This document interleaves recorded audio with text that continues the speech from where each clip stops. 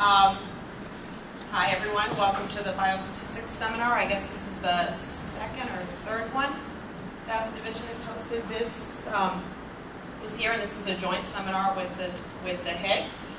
Today's speaker is Dr. Michael Epstein, and he is an associate professor of biostatistics in the Department of Human Genetics at Emory University. You have a joint appointment in the Department of Biostatistics as well, right? Emory School of Public Health.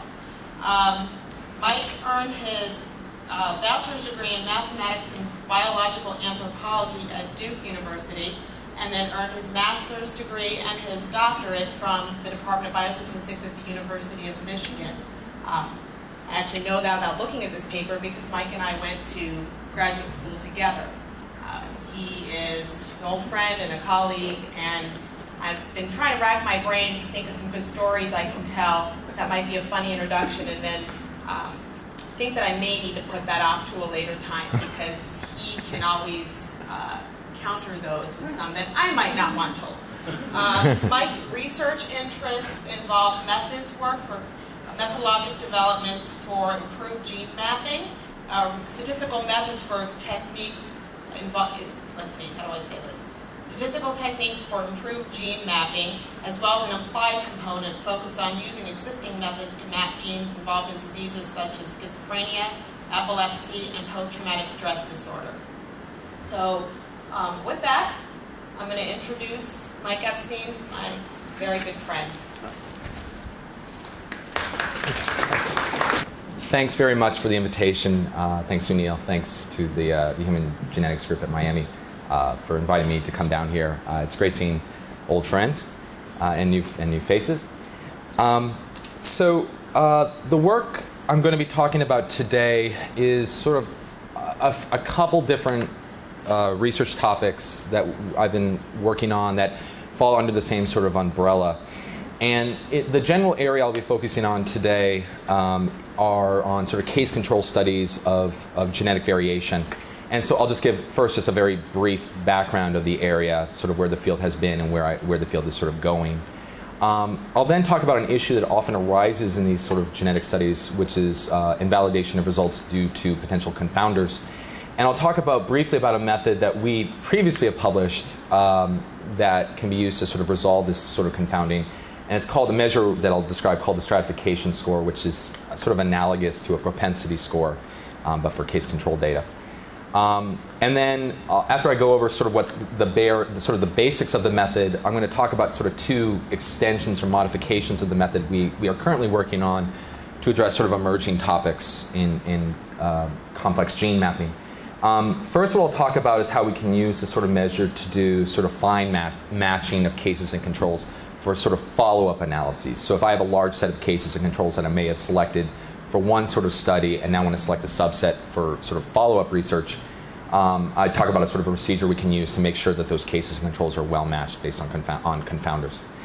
And then the second thing I'll talk about are sort of an emerging area of what's called resequencing analysis that I'll get into. And what I'll talk about there is that many sort of existing statistical tests that can be applied for resequencing studies are based on frameworks that aren't particularly amenable to sort of adjusting easily for covariates.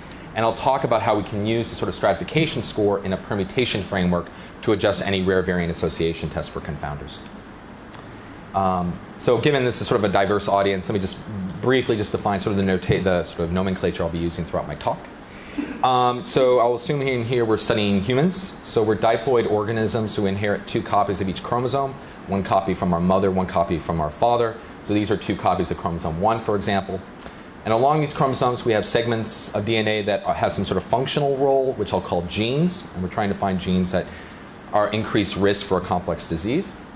There's going to be, to help map these genes, we're going to use other sort of segments of DNA that are at known location on the genome called markers, and try to use the marker information to pinpoint the location of the disease susceptibility gene. Now, these 2 copies of chromosomes we have are genetically similar to one another, but not identical. They're what we call homologous. And so you have 2 copies of each gene and marker, and those copies may or may not be identical. Sort of the various different forms of a particular marker I'll refer to here as sort of alleles or variants. And so we have 2 copies of each gene. So we have 2 copies of, we have 2 alleles at a particular marker locus. So allele big A here and allele little a here. And the 2 alleles together constitute that person's genotype. So that's just sort of the notation I'll be using throughout my talk. So in the last several years, there's been a large interest in trying to map disease variants using what's called a genome-wide association study design. And what the design is particularly tailored to do is to test this sort of hypothesis that common diseases are due to the effects of many common genetic variants, that is, variants that have sort of sample frequency, let's say greater than 5% frequency in the population, with these variants each of them having sort of very modest effects on disease risk. And there are some very known, examples of such common variants occurring for common diseases. So what has been typically done is to use what's called this genome-wide association study, which looks across the genome and assays a set of genetic markers that are what are called SNPs, or single nucleotide polymorphisms, that are biallelic. That is, they have 2 possible alleles. And you can, with these sort of genome-wide panels that are produced commercially by companies like Illumina and Affymetrix, you can really interrogate all sort of common variation across the human genome, or the overwhelming majority, either by directly genotyping the common SNP, or the SNPs that you do type are correlated with any sort of untyped variation that's also quite common. That is, they tag the unmeasured variation. So these sort of studies have been done for a while. So you genotype, in this particular case, a case control design is often used. You genotype your cases, you genotype your controls for these large set of SNPs. It can be anywhere from hundreds of thousands to 1 million SNPs, and then test for association between each SNP and disease. So GWAS studies have been successful, although if you read certain journals or newspapers, sometimes you get a different feeling. But GWASs have mapped and replicated over 1,000 loci that increase risk for a variety of complex diseases. But one particular issue is if you look then at all those replicated SNPs and say, well, what proportion of the genetic variance of the trait is explained by these common SNPs, that proportion is often quite small. For example, sorry this didn't come out so well here in the view here, but for example, for type 2 diabetes, so this is from a paper from a couple years ago, but at the time for type 2 diabetes, there were 18 replicated loci, and those loci in conjunction explained about only 6% of the heritability for type 2 diabetes. So there's clearly unaccounted for genetic effects that we need to sort of further investigate. And so there's been a lot of talk about trying to uncover, quote unquote, the missing heritability of a variety of complex diseases and traits. And there's a lot of hypotheses about where this missing heritability could originate from. There's been a particular large amount of interest looking at sort of less common variants that have sort of 5% frequency or less, or rare, which are often defined as being less than 1% frequency. But there are also going to be other causes of the underlying missing heritability as well. Gene-gene interactions that aren't modeled, latent gene-gene interactions could explain that. And also you could have sort of maternal effects, imprinting, epigenetics, things of that situation as well.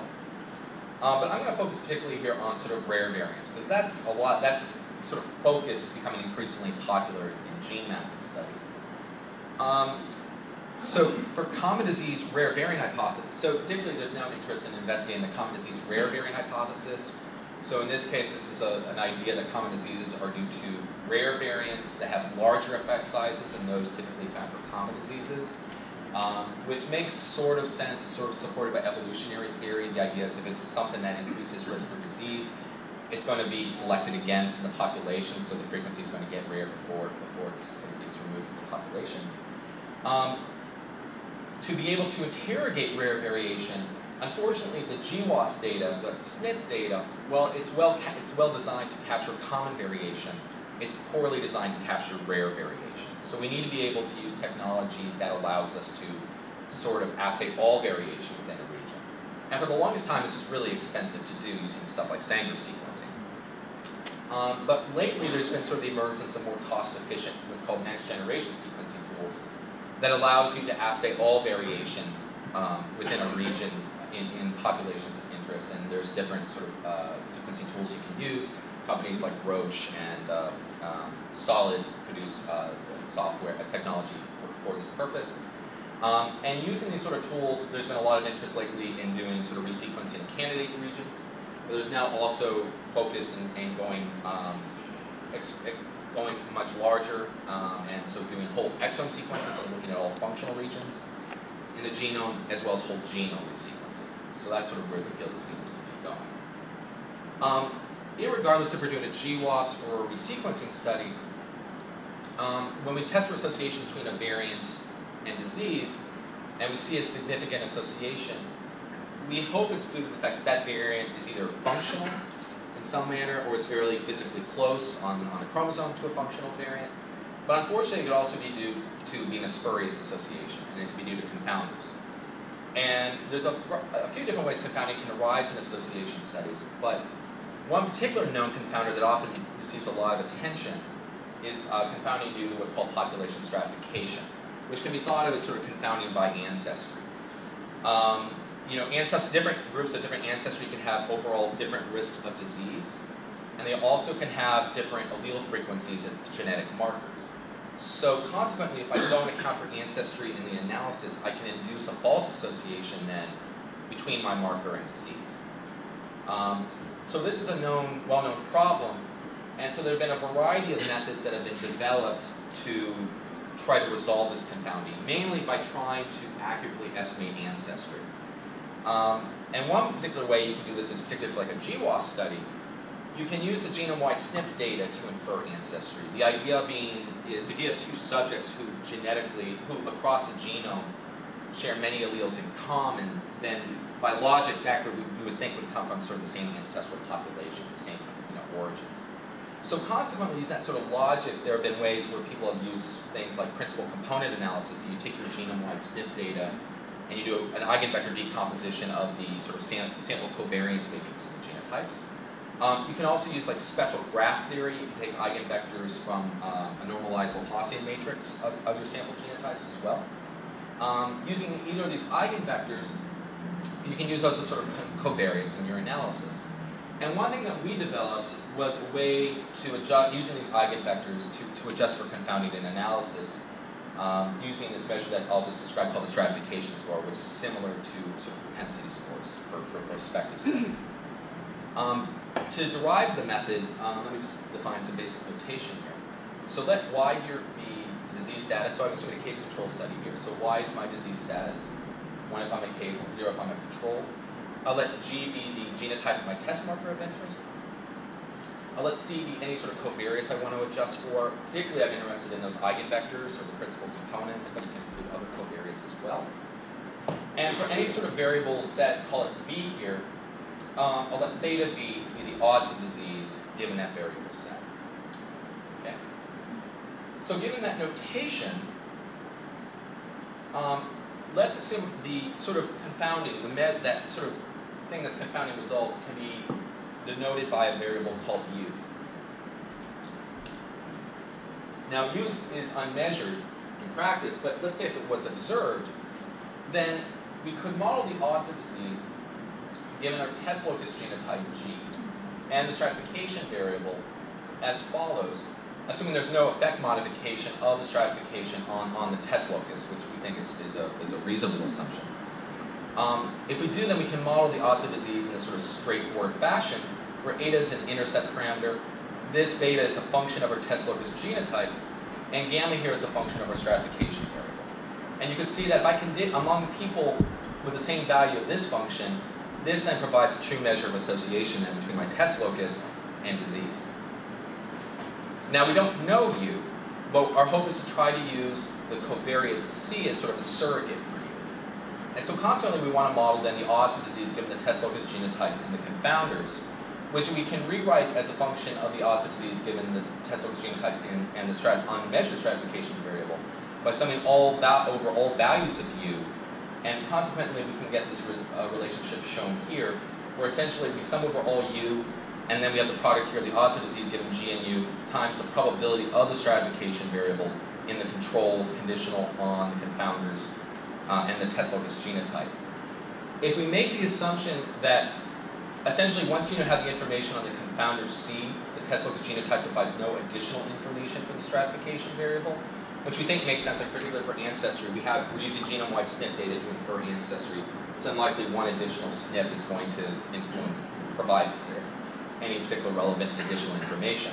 So assuming that this is independent, we can then rewrite the function as shown here, the same intercept and function of the test locus genotype as before, but now a new function of our covariates. And again, if we stratify among people with the same value of this function, this again provides a true measure of association between the test locus genotype and disease risk. Okay, so using this idea, we can then construct a test that we know will be valid under the null hypothesis when there's no association, so to maintain the appropriate type 1 error rate.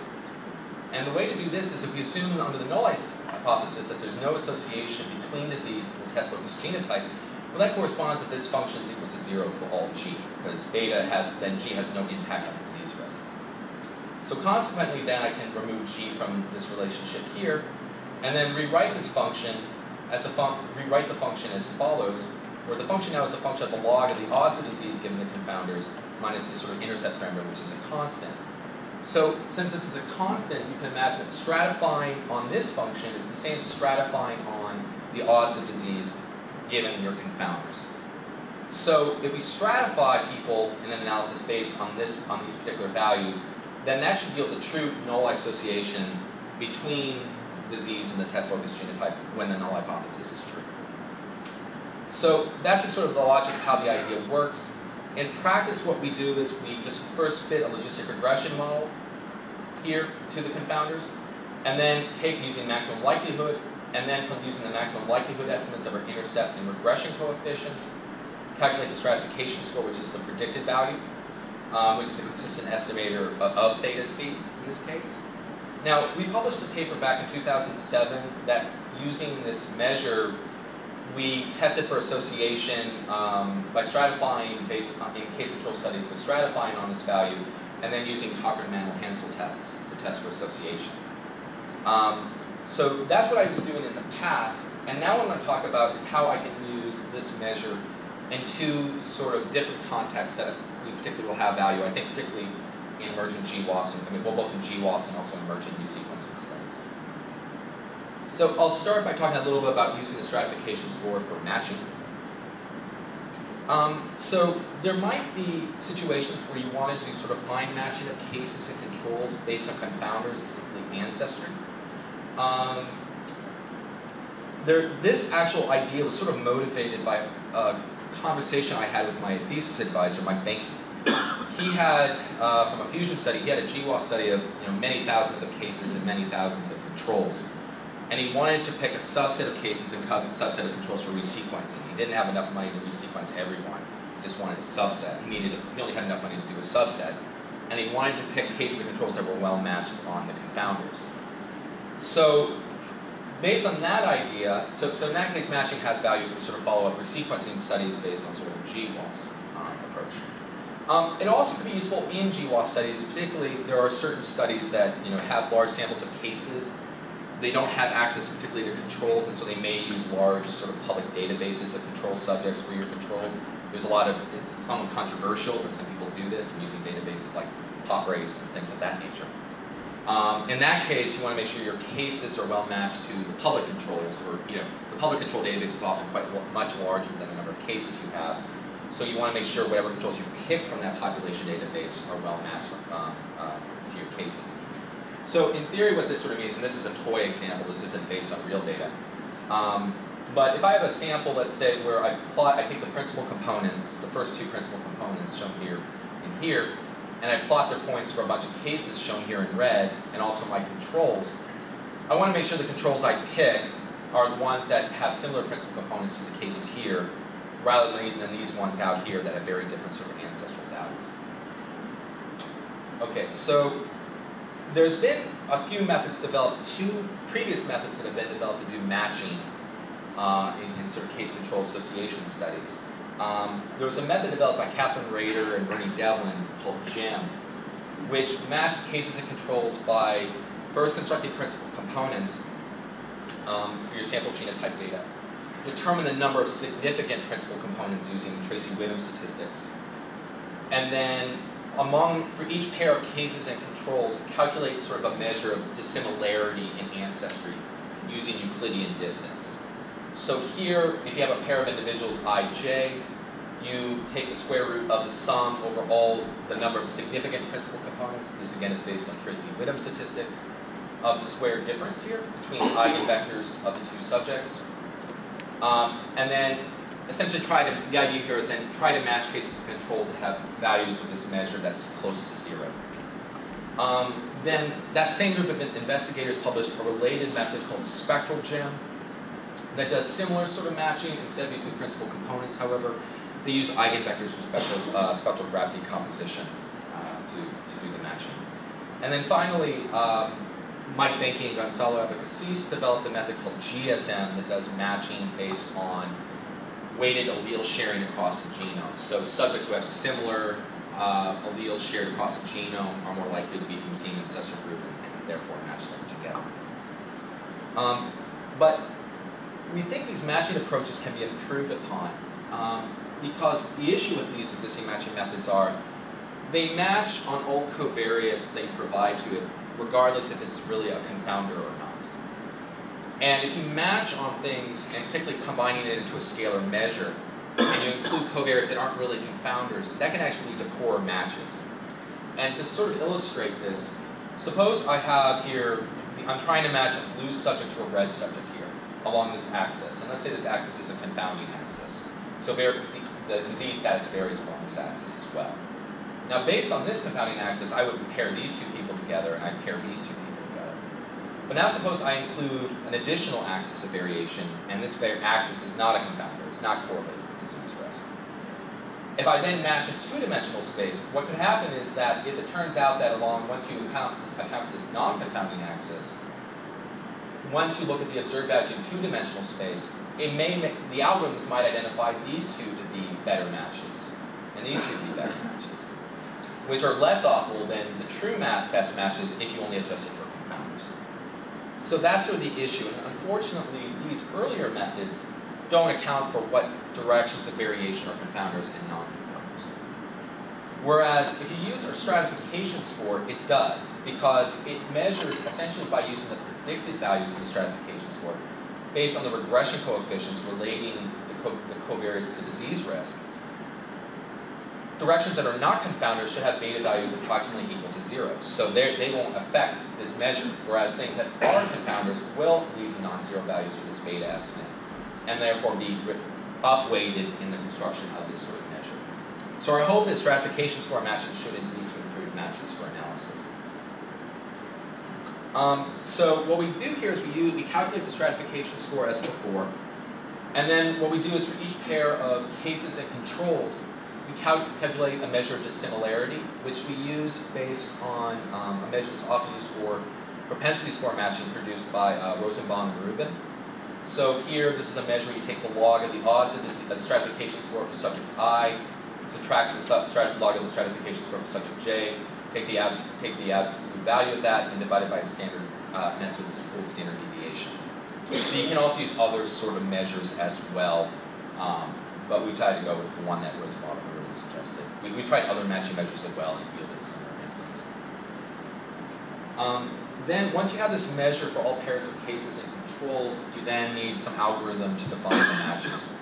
And we used an algorithm called the relaxed, so the algorithm we chose to use was meant to solve this following problem, where you have some function called a t, where you sum over all L strata, and then within the L strata, you look at all combinations of the cases and controls that are in that strata and sum up the measured dissimilarity. So essentially you want to find the number of strata and the particular subjects that are within the strata that minimize this function, minimize the dissimilarity in your matches. And this sounds a bit complicated, but there's actually an algorithm called the Relax4 algorithm developed, I apologize, I forgot the person's name. That's actually implemented in a package called, in a package called Optimatch that you can use to identify the strata. So using this algorithm, you can do what's called full matching, which is matching of one case to multiple controls, and likewise multiple cases to one control. You could also do pair matching, so direct one-to-one matching, and this particularly could be useful for sort of selecting subjects from a GWAS for follow-up resequencing.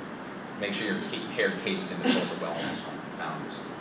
And then you can test for association between your variants and disease using sort of conditional logistic regression approaches, Cocker-Mantel-Hansel tests as well for finding stratified data.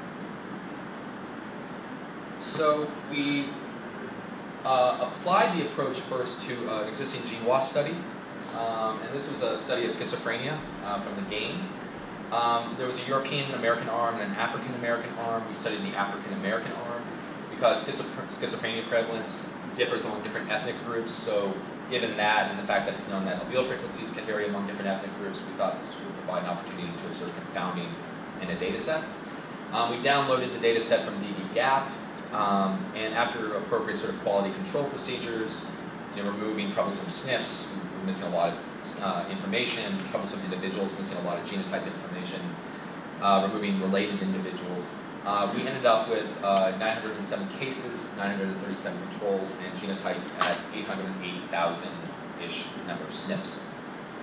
So to infer ancestry, we selected a set of 40,000 SNPs from those 808,000 to do principal component construction. And the reason we want to assume, we want to use this, make sure the SNPs here are independent of one another physically, is because if you include SNPs that are in what's called linkage disequilibrium with one another, correlated in the genome, you can get principal components or directions that aren't due to ancestry. They're just due to measured LD correlation in the genome. So we assume we use a pruning algorithm to select 40,000 independent SNPs for analysis. We then identified using Tracy-Whittam statistics 8 significant principal components from the data. We also did spectral decomposition analysis, and using a measure proposed by Lee et al., we identified 12 significant eigenvectors using that measure. So then what we did was we performed association testing between each SNP and schizophrenia status. We first analyzed the data using an untouched trend test, so a naive test that ignores confounders. And then we applied a Cocker-Mantel-Hansel test adjusting for strata derived from either our matching approach as well as the competing approaches, so GEM, spectral GEM, and GSM. So this is the QQ plot here, and I apologize, the X and Y axes are a little unclear here. So these are the negative log base 10 of the expected p-values of the null hypothesis. This is the negative log base 10 of the observed p-values. And for a GWAS, we expect the overwhelming majority of SNPs to be null. So we would hope that most of the QQ, along this QQ plot, we'd hope most of the points fall along this sort of line along here. I also put 95% prediction intervals shown here. And so what you can see here is that there is a significant inflation in the test statistics compared to expected. So we do see confounding due to stratification here. Lambda hat here is a measure of test statistic inflation. The tests I used here follow a chi-square of 1 degree of freedom. So assuming everything under the null hypothesis, you would expect the average value of that to be 1. So if you take the mean of these statistics and it's greater than 1, then you see a test statistic inflation. So we see an inflation here. Next, we then applied the GEM matching algorithm, and so we did Cocker-Mantel-Hansel test adjusting for the GEM strata. And what you can see here is GEM corrects a little, it looks better than the naive analysis, but you still see the results are unacceptable. The points are really outside of this sort of bubble line here that we'd like to see. And if you look at the inflation factor, it's still inflated about 1.08 for analysis. I'm not going to have time to show here, but we also did similar QQ plots using spectral GEM and GSM, and they yielded very similar findings to the GEM model. So none of these three methods appear to be able to really adequately adjust for the confounding in the data set. And then we applied a stratification score matching, and the plot looks much improved. So that was nice to see. So the question is, why was our method able to have an improved QQ plot over GEM, for example?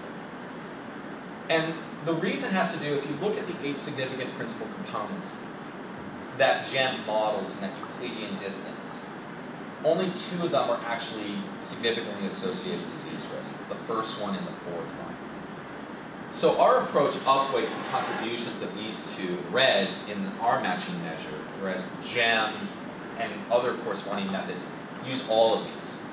And so by including these uncorrelated, axes that are not confounders, leads to poor match choice.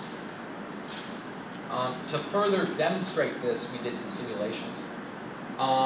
So what we did was a simulation based that was sort of mimicking the gain schizophrenia study. We generated sort of new case control data, new testnet data based on the eigenvectors from our gain study. And when we did this, we generated the data in a manner that preserved the number of cases and controls that was observed in the gain study. So we had 907 cases, 937 controls. And we also picked a particular SNP to be our test SNP here. This was a SNP label. And we assumed we, again, did the analysis in a way that maintained the number of alleles that was observed for this SNP, the allele counts in the simulated data that mirrored that in the actual data. And we did this using what's called Fisher's non-central hypergeometric distribution that does sampling where you preserve the number of cases and controls and also preserving the allele counts. We use as our sort of covariates the asignificant principal components and then generated a disease odds model. So the odds of disease given the confounders, given these 8 significant principal components. We assumed here that 2 of the principal components, the first and the fourth, were confounders and had non-zero effects. And then for the SNP model, we generated data based on looking, kind of running assuming the alleles were independent of one another, running a logistic regression model that fit the principal components to the allele counts, estimated the parameters associated with that, and then used those to generate SNP data in our simulations. So we did this, and I'll just present the null simulations here. But we can see when we do this, I'm looking at just 2 significance levels here, 0.05 and 0.005. The results hold for more extreme alpha levels as well. What you can see here is that, first with the naive analysis, you have nearly sort of triple the type 1 error rate. If you use stratification score matching, the size looks appropriate because it's only really accounting for that first and fourth principal component in the matching measure. And then when you look at GEM and spectral to GEM, they're about double the nominal rates. Again, because they're including those unnecessary covariates in the matching measure. So we think this approach can be useful then for sort of follow-up matching sort of procedures if one desires. And it's also useful as well for particularly a less parametric way for analyzing GWAS data on its own as well. All right, so the next part here I'll be talking about focuses more on resequencing studies. And when we're studying resequencing studies, in particular testing rare variation, we don't typically analyze individual rare variants, test individual rare variants for association with disease. Because if you're dealing with variants that are very rare in this population, at less than 1% frequency, the power to detect an individual that rare in observation is quite low. So consequently, a lot of people have proposed, instead of testing individual rare variants, rather sort of group rare variants within a particular gene or region of interest and sort of test the combined effects of the rare variants within that region. And so some people refer to these as sort of burden tests, where you imagine you can collapse the rare variants within a gene, let's say in a particular way. For example, counting the number of rare variants a subject has within a particular gene and using that as sort of a composite variable to then test for association with disease. So you don't really have, it's not a test of an individual variant, but it tells you if rare variants within the gene are associated with your disease of interest. There's been a variety of methods that have been developed, and I don't have time to go through all of them, but I'll just go over a couple quick examples. So this was a test developed by Sebastian Zollner groups at Michigan called the cumulative minor allele test, which is sort of kind of follows the model I previously described. You count the number of copies of, in this case, the minor allele or the rare allele in cases, call it MA, count that same number in controls, and also then count the number of major alleles in the cases, the number of major alleles in the controls. Assuming this number of cases, controls, and loci, you can construct a test. This is sort of the thing that's most analogous to is testing for independence, either the frequency of a particular variant differs among cases and controls. But this is called the CMAT test, and this was sort of published last year in American Journal of Human Genetics, so this is just one such test. There's another test that was published by Nan Laird and Christoph Lang at Harvard called a replication-based test. I'm not quite sure where the name actually derives from. But the idea of this test was instead to, across a region, look at the various loci and compare, kind of summing across loci, the number of loci where you have K rare variance in your controls and L variance in your cases. That's this measure here. And then weighting those counts by some sort of adaptive weight, the probability of observing that sort of event. They use this is sort of an adaptive weight. I believe they use a Poisson distribution to model this, because under, I think, using evolutionary models, the probability of observing rare variance within a region, I believe, follows a Poisson distribution. I believe that's what their motivation is. So this is you can do this test to both look for increased rare variance in cases versus controls, or vice versa, controls versus cases. There's a bunch of other rare variant tests that exist as well. Some that rely on sort of Coxon tests, and also tests of variance. So looking at either the distribution of rare variance in a region among cases and controls differ from a binomial distribution. The thing about a variety of these methods, including the two I mentioned on the previous slide, are they're not really implemented in frameworks that allow easy adjustment for covariance. So application of a lot of these methods to, like, say, African American samples is kind of challenging. So what we propose to do is to come up with a permutation framework to allow you to correct for confounders and rare variant association tests. And permutations, initially, the thought is computationally expensive, particularly to do across the genome if you were to do that. The problem, well, that's true. Many of the rare variant tests, including those two I mentioned, already required permutations to establish significance anyway. So there's no additional computational burden by doing our permutation approach. Now these permutation approaches that currently exist are random, that is a randomly assigned case and control status in your sample. But if there's confounding in the sample, then those random permutations don't preserve the confounding in the data. And consequently, you can't use the distribution, the permutation distribution, to establish the significance of your test. It's invalid. So what we want to try to do is come up with a permutation scheme that weights, that allows for sort of confounders. And the idea of this can be motivated as follows. So suppose I have a case control study again, and I have n subjects, NO controls, and N1 cases. And let's say I do permutations, and for permutation J, let Sj be the vector of outcomes for this permutation. So it's an n element vector, and one of these are going to be equal to 1, and n0 of these are going to be equal to 0. You can imagine sampling from this vector based on this table shown here. So a 2 by n table, so either you're a case or a control, and these are the indexing the subjects. I can sample this assuming that if I assume the columns are fixed and the rows are fixed, such that in my sample I'll have n1 cases, n0 controls, and each subject is either a case or a control.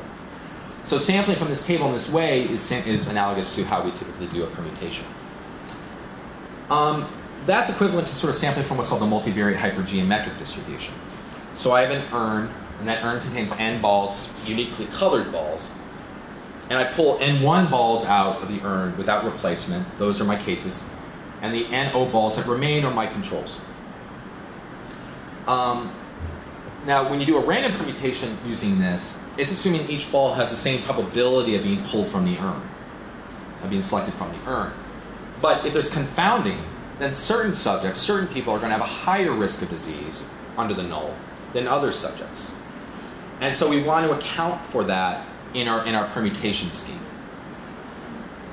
So how do we do that? Well, we can modify the sampling of this vector to include subject-specific weights. The weights being essentially the probability that a subject is a case under the null hypothesis, conditional on the confounders. And that doing this sort of weighting using these probabilities is actually, you can actually show that's equivalent to doing sampling where the subject-specific weights are based on the stratification score I described earlier. So based on the odds of disease given the confounders. So to do this, to do sort of weighted sampling under a hypergeometric, we use Fisher's non-central hypergeometric distribution to do this, where the non-centrality parameter, or the weight function here, are the stratification scores for each of our N subjects. So subjects with higher odds of disease, given the confounders, are more preferentially going to be selected as cases in the permuted data set over subjects with less odds of disease. And we fit the stratification score again, as we did earlier. This sort of weighted sampling can actually be accomplished rather easily in R, using a package called Biased-Urn. The package, as initially presented, if you download it from CRAN, the R function calls a C program. Within that C program, the value of N, that is your sample size, is preset to be, I think, a value of 32, which is a little too small for what we're interested in doing. So we recompiled the package for N's in the thousands. And we have versions of it available on our website if there's interest. It's very easy to compile for Linux. Very difficult to recompile for Windows. We really had to double over time doing that, but got it going. And using this sort of package to do permuted data, to generate permuted data sets, we did we looked at sort of computation time, and it's identical to doing standard permutations in R using functions like sample, for example. To sort of test out this method, we generated sequence data using a program called COSI, which is a coalescence simulator. We use that to generate large sets of regions whose variation patterns mimic those of African and European samples. These were sort of based on calibrating these variation patterns with those observed in observed data from a public project called the HapMap project. Once we had a set of African haplotypes and European haplotypes, we then tried to mimic sort of an African-American study design, so we generated admixture along these haplotypes using the model developed by Price et al. Then when we had our admixed haplotypes, we randomly paired them together and then prospectively generated case-control data. And when we did this, we varied the odds of disease, the probability a subject would be affected, based on the proportion of ancestry that subject has that's African. So increased African ancestry, increased chance of being affected, thereby hopefully inducing confounding. We applied 2 tests to this case control sequence data. We applied that replication-based test I mentioned, as well as the CMAT test I mentioned. In attempts to adjust for the ancestry, we looked in HapMap and found 10,000 SNPs that showed marked allele frequency differences between African Yoruba samples and Seth samples, and used those to sort of reflect sort of markers that show differences that can be used to sort of measure ancestry. So we generated SNP genotype data for these 10,000 ancestry SNPs, took principal components from those and adjusted for those in our analysis. And so then we established significance of these tests to the sequence data using sort of just random permutations, so not adjusting for the confounding, and then sort of our novel sort of hypergeometric sampling procedure, which I'll just call Biased-Urn here, it's just for short, with the stratifications, using the stratification scores. So these are sort of type 1 error rates. For the replication-based test, this is for 300 cases, 300 controls in a 10 kb region. What you'll show here, these are simulations done when there's no confounding, so the risk of disease is the same among African and European groups. And you can see this is at nominal alpha 0.05. We see that both Biased-Urn permutations and random permutations have appropriate size. Once, though, I start to induce confounding, so increasing the overall risk of disease for African versus European, you can see here that the type 1 error rates for the random permutations become inflated, whereas our Biased-Urn maintains the appropriate size. We applied this as well to the CMAT test. Same sort of design, although in this case here, this is a larger region, 100 kb region. And we see similar results as before. So when there's no confounding, both approaches have appropriate size. Once you induce confounding, you have large inflation type 1 error when you use random permutations. Finally, just to illustrate that while our approach is able to control size, it still does have power. We did a simulation where there was admixture but no confounding due to admixture. And did a model where we selected within a 10 kb region, looked at the variants that were rare, had minor allele frequency less than 0.01, and assumed that 30% of those variants were causal, and each had a particular relative risk involved. This is sort of just a toy example, but just to illustrate. And when we look at the power when 30% of the rare variants are causal, and each of those rare variants have this associated relative risk, we can see that the power using bias-urn permutations here are, across different relative risk values, are the same as random permutations. So our approach is able to preserve size and also maintains power when confounding isn't an issue as well. Finally, we applied our approach to real sequencing data from the Dallas Heart study. So this is a multi-ethnic study of energy metabolism traits. And we were provided with quantitative measures, triglyceride levels and BMI. And so to mimic a case control study, we took the extremes of each trait, so the top and bottom 20th percentile, to mimic sort of a case control design. And by doing that, we observed about 570 cases, 570 controls for each trait. We then identified the rare variants within this region, and we actually applied both the CMAT test as well as a replication-based test. I'll just focus on the CMAT test here because the results using the replication-based test were quite similar. And we tested for association between these variants within 3 genes, the ANGPTL3 gene, 4 gene, and 5 gene. And we tested for association and then adjusted for, we used permutations to establish significance using random permutations, and then also bias-urn permutations where we adjusted for age, gender, and race. This was a study of, the sample had a mixture of African American, European American, and Hispanic American. And they didn't have genome-wide data, genome-wide SNP data available. So really, the only thing we could use really as a measure of ancestry was race here. Not ideal, but that's what we had access to. And so these are the results for both triglycerides and BMI. And what you can see in general is just overall, the p-values using random permutations are much smaller in general, are smaller than their corresponding p-value using our bias-urn procedure. A particular note, though, is the association between ANGPTL5 and these two traits.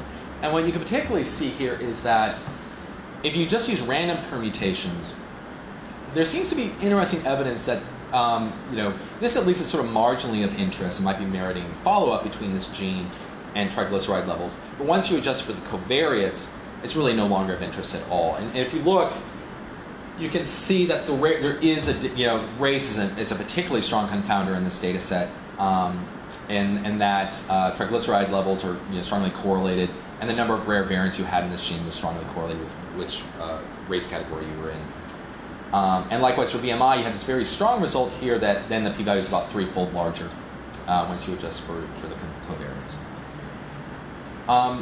So in my talk here today, I've talked about the stratification score, talked about what we previously have used it for, and sort of now here sort of 2 novel sort of applications. So you can use this to do sort of fine matching of subjects for either GWAS or resequencing studies, and also for rare variant association tests. You can also use this to do permutation-based adjustment. The nice thing about these procedures as well is you can implement them rather easily using public R packages, and consequently it's easy to run on like clusters, for example, in parallel. So the R package that we used for matching was off-match, and the one for permutation was biased-urn. And then finally, I'd like to thank Jonathan Cohen for providing us with the Dallas Heart Study sequencing data, and also my wonderful collaborators who provided substantial involvement in this project. And my work was funded by this grant from NIH, and this is just the information on the genome-wide study of schizophrenia.